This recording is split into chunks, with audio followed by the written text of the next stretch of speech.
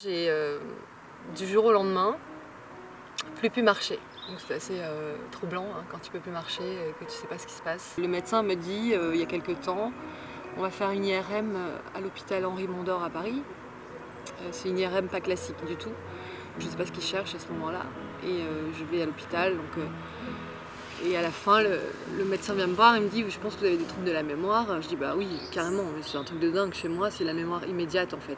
Tu me dis ton prénom, ça se trouve 30 secondes après, je sais plus. Ce qui est quand même embêtant. Je lui dis d'accord, mais ça vient de quoi? Donc il me dit ça vient des nanoparticules d'aluminium qui se trouvent dans les vaccins. Alors là, grosse claque parce que tu fais le film à l'envers et tu t'aperçois que tu as été vacciné toute ta vie, quoi. Je me fais vacciner quand même contre la grippe en janvier, le 19 janvier 2020. Je m'étais fait vacciner quelques mois auparavant contre le tétanos, parce que je pensais que c'était bien de faire un rappel. En fait, tu vois, j'avais même pas idée de ce que ça pouvait causer. Et donc, je peux plus marcher, je suis paralysée. J'ai la myofascite à macrophages, magnifique, la maladie de Lyme, et il se trouve qu'on est en plein Covid. Donc, c'est un thème un peu spécial, parce qu'on parle de vaccination. Et donc, j'ai regardé des documentaires qui parlaient de ça, il n'y en avait pas beaucoup. Et tous les gens sont d'accord pour dire que les médecins qui s'y intéressent sont d'accord pour dire qu'il y a une omerta. Une omerta terrible sur ce sujet. Parce que l'aluminium, il y en a dans tout et ça fait vivre beaucoup d'industries, quoi. Du coup, moi, je milite un peu pour prévenir au moins les gens, parce que quand tu penses que ça te fait rien, c'est pas vrai. Regarde, à un moment, tu peux plus marcher, c'est important. C'est fort comme témoignage, tu sais, c'est pas tous les jours qu'on entend ça. Hein.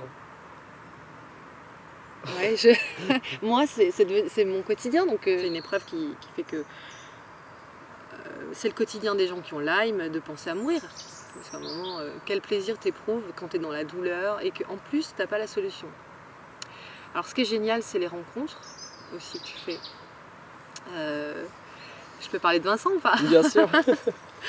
Vincent, oui, des gens comme ça, il y en a très peu dans une vie.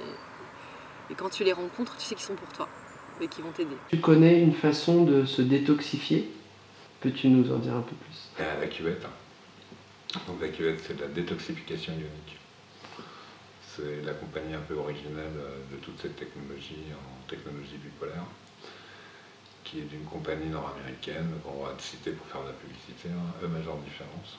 C'est vraiment de la détoxification profonde, régulière, balancée. Donc ça permet d'aller nettoyer très très très profondément. Tu l'as fait une fois, deux fois? J'ai fait 3 fois. 3 fois déjà. Ouais, et je vais recommencer bientôt. Ça m'a fait énormément de bien. Après, c'est subjectif, d'accord, mais en même temps, c'est mon corps, donc il n'y a que moi qui peux savoir ce que ça peut me faire. C'est un chemin vers soi, de guérison, je dirais même de résilience,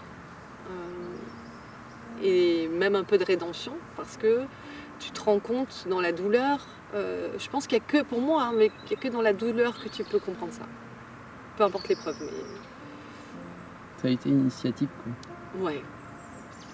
Et du coup, j'ai parlé à Fran grâce à toi. Je l'ai contacté parce que je pense qu'il n'y a pas de hasard. Et il m'a dit cette phrase très juste, il m'a dit la maladie permet aux gens de régler des choses qu'ils n'auraient jamais pu sans. Claire. Je sais pas. Voilà. Peut-être ne pas attendre, de tomber dans des extrêmes comme j'ai pu, moi, de souffrance, de s'y prendre à l'avance, c'est-à-dire bien manger, bien dormir, respirer, bouger, se respecter suffisamment et s'aimer surtout profondément pour reprendre soin de soi et pas que par rapport à son mental et le matériel. On est dans une société où on ne nous apprend pas ça. Donc surtout pour nos enfants, expliquer, c'est pour ça que les témoignages sont importants, je crois. Très tôt, si on leur inculque ça, qu'il y a quelque chose de sacré dans la vie, c'est un cadeau. Être dans la gratitude, voilà, sans attendre qu'il arrive des catastrophes, quoi, tu vois. C'est trouver un équilibre dans tout. Ça, c'est Kali la sagesse.